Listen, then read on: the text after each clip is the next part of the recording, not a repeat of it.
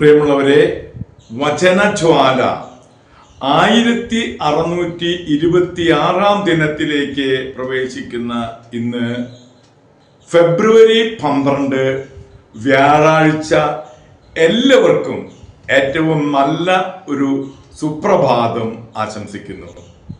ഇന്നത്തെ വചന വായനയിൽ ജെറമിയായുടെ പുസ്തകം 7-ാം അധ്യായം 18 മുതൽ 34 വരെയുള്ള തിരുവാക്യങ്ങളാണ് നാം ശ്രവിക്കുക.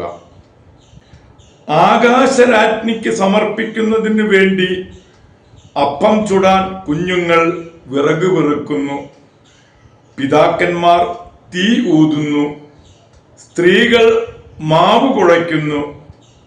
എന്നെ പ്രകോപിപ്പിക്കാൻ വേണ്ടി അവർ അന്യദേവന്മാർക്ക് പാനീയ നൈവേദ്യം ഒഴുക്കുന്നു. എന്നെയാണോ അവർ പ്രകോപിപ്പിക്കുന്നത്? കർത്താവ് ചോദിക്കുന്നു. അല്ല, തങ്ങളെ തന്നെയാണ് പ്രകോപിപ്പിച്ച് പരിഭ്രാന്തിയിൽ ആഴ്ത്തുന്നത്. ആകയാൽ ദൈവമായ കർത്താവ് അരുളി ചെയ്യുന്നു, ഈ ദേശത്തെ മനുഷ്യരുടെയും മൃഗങ്ങളുടെയും മരങ്ങളുടെയും ഭൂമിയിലെ ഫലങ്ങളുടെയും മേൽ എൻ്റെ കോപവും ക്രോധവും ഞാൻ ചൊരിയും. അത് ശമിക്കാതെ കത്തിയെരിയും.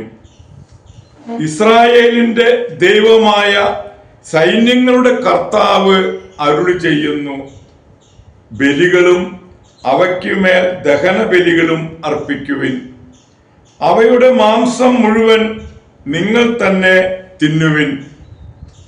ഈജിപ്തിൽ നിന്ന് നിങ്ങളുടെ പിതാക്കന്മാരെ കൊണ്ടുവന്നപ്പോൾ ബലികളെ പറ്റിയോ ഞാൻ അവരോട് സംസാരിക്കുകയോ കൽപ്പിക്കുകയോ ചെയ്തിരുന്നില്ല.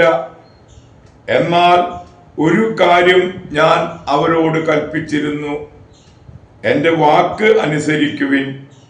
ഞാൻ നിങ്ങളുടെ ദൈവവും നിങ്ങൾ എൻ്റെ ജനവുമായിരിക്കും.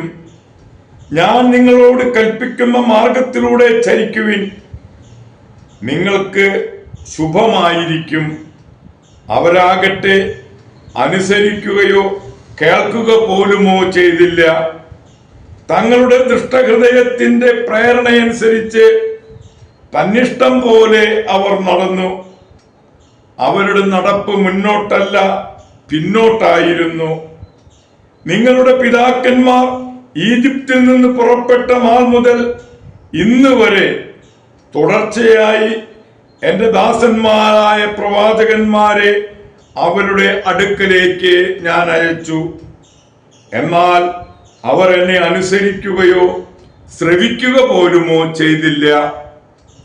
പ്രത്യുത മർക്കടമുഷ്ടിയോടെ അവർ തങ്ങളുടെ പൂർവന്മാരെക്കാൾ അധികം തിന്മ ചെയ്തു. ആകയാൽ നീ ഇക്കാര്യങ്ങളെല്ലാം അവരോട് പറയണം. എന്നാൽ അവർ കേൾക്കുകയില്ല. നീ അവരെ വിളിക്കണം, അവർ വിളി കേൾക്കുകയില്ല. നീ അവരോട് പറയണം, തങ്ങളുടെ ദൈവമായ കർത്താവിന്റെ സ്വരം ശ്രവിക്കാത്ത, ശിക്ഷണം സ്വീകരിക്കാത്ത ഒരു ജനമാണിത്. സത്യം അസ്തമിച്ചിരിക്കുന്നു, അവരുടെ നാവിൽ നിന്ന് അത് തുടച്ചു മാറ്റപ്പെട്ടിരിക്കുന്നു. നീ മുടി അറുത്തെറിയുക, മലമുകളിൽ കയറി വിലാപഗാനം ആലപിക്കുക. താൻ വെറുക്കുന്ന സന്തതിയെ ഉപേക്ഷിച്ച് പുറന്തള്ളിയിരിക്കുന്നു. കർത്താവ് അരുളി ചെയ്യുന്നു, യൂദയായുടെ സന്തതി എൻ്റെ മുൻപിൽ തിന്മ ചെയ്തു. എൻ്റെ നാമം വഹിക്കുന്ന ആലയം അശുദ്ധമാക്കാൻ അവർ അവിടെ തങ്ങളുടെ മ്ലേച്ഛതകൾ സ്ഥാപിച്ചു. തങ്ങളുടെ പുത്രന്മാരെയും പുത്രിമാരെയും ഹോമിക്കാൻ ബെൻഹിന്നോം താവടയിൽ അവൾ തെഫോത്തിനിയാക പീഠം നിർമ്മിച്ചു. ഞാനത് കൽപ്പിച്ചതല്ല, ചിന്തിച്ചത് പോലുമല്ല. ആകയാൽ കർത്താവ് അരുളി ചെയ്യുന്നു, തോഫത്ത് എന്നോ ബെൻഹിന്നോം താഴ്വര എന്നോ ഇല്ല, കൊലയുടെ താഴ്വര എന്ന് അത് വിളിക്കപ്പെടുന്ന കാലം വരുന്നു. വേറെ സ്ഥലമല്ലാത്തതിനാൽ തോഫത്ത് ശ്മശാനമായി മാറും. ഈ ജനത്തിന്റെ മൃതശരീരങ്ങൾ ആകാശത്തിലെ പറവകൾക്കും ഭൂമിയിലെ മൃഗങ്ങൾക്കും ഭക്ഷണമായി തീരും.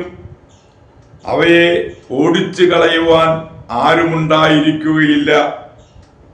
യൂദയായിലെ നഗരങ്ങളിൽ നിന്നും ജെറൂസലേമിലെ തെരുവീഥികളിൽ നിന്നും ആഹ്ലാദത്തിമിർപ്പും ആനന്ദാരവവും മണവാളന്റെയും മണവാട്ടിയുടെയും മധുരസ്വരവും ഞാൻ ഇല്ലാതാക്കും. ദേശം വിജനമായിത്തീരും. ദൈവത്തിൻ്റെ തിരുവചനമാണ് നാം ശ്രവിച്ചത്. പ്രിയമുള്ളവരെ, ആഗോള കത്തോലിക്ക സഭയിൽ ഇന്ന് ആനിയനിലെ വിശുദ്ധ ബെനഡിക്റ്റിനെ അനുസ്മരിക്കുന്ന പൊൻസുദിനമാണ്.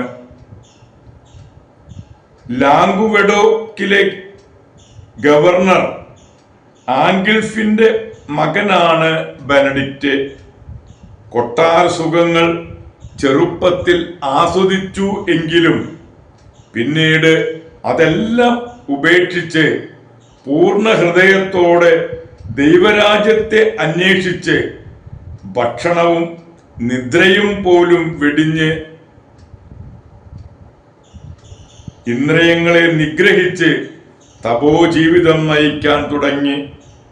24-ാം വയസ്സിൽ സെൻസീൻ ആശുപത്രിയിൽ താമസിക്കുമ്പോൾ അപ്പവും വെള്ളവും മാത്രം കഴിച്ചും നിലത്ത് കിടന്നുറങ്ങിയും ദീർഘസമയം പ്രാർത്ഥനയിൽ ചിലവഴിച്ചും ചെറിയ ചെറിയ ജോലികൾ ചെയ്തും കഴിഞ്ഞു പോന്നു. നിന്ദനങ്ങൾ സന്തോഷത്തോടെ സ്വീകരിച്ചു. പ്രായശ്ചിത്ത പ്രവൃത്തികൾ കൃത്യനിഷ്ഠയോടെ അനുഷ്ഠിച്ചും ദരിദ്രരെയും അഗതികളെയും അതീവ ശ്രദ്ധയോടെ ശുശ്രൂഷിച്ചും ദിവസങ്ങൾ ചിലവഴിച്ചു. 780-ൽ ആനിയനിലെ ആബട്ട് മരിച്ചപ്പോൾ അന്തേവാസികൾ ബെനഡിക്റ്റിനെ ആബട്ടായി തിരഞ്ഞെടുക്കാൻ ഉദ്യമിച്ചു. ഉടനെ സ്വദേശത്തേക്ക് മടങ്ങി അതീവ ദാരിദ്ര്യത്താലും തപോനിഷ്ഠയാലും ജീവിച്ചു. അക്കാലത്ത് ഊർജലിലെ ബിഷപ്പ് ഫെലിക്സ് യേശു ദൈവമല്ലെന്നും ദൈവത്തിൻ്റെ ദത്തപുത്രൻ മാത്രമാണെന്നും പ്രസ്താവിച്ചു. ബെനഡിക്റ്റ് അദ്ദേഹത്തെ നഖശിഖാന്തം എതിർക്കുകയും സത്യം സ്ഥാപിക്കുകയും ചെയ്തു. എല്ലാ സന്യാസ സഭകളും വിശുദ്ധ ബെനഡിക്റ്റിന്റെ നിയമാവലി അനുസരിക്കണമെന്ന് കാറൽമാൻ ചക്രവർത്തി നിയമമുണ്ടാക്കി. പാശ്ചാത്യ സന്യാസത്തെ ക്രമപ്പെടുത്താൻ ചെയ്ത അധ്വാനത്താൽ ക്ഷീണിതനായി ബെനഡിക്റ്റ് 821 ഫെബ്രുവരി 11-ാം തീയതി ദിവംഗതനായി. ആനിയനിലെ വിശുദ്ധ ബെനഡിക്റ്റിന്റെ മാധ്യസ്ഥം യാചിച്ച് ഇന്നത്തെ ഈ നല്ല ദിവസത്തിലേക്ക് നമുക്ക് പ്രവേശിക്കാം. എല്ലാവർക്കും നല്ല ഒരു വ്യാഴാഴ്ച ദിവസം ആശംസിക്കുന്നു. ദൈവം നമ്മെ ഓരോരുത്തരെയും സമൃദ്ധമായി അനുഗ്രഹിക്കട്ടെ.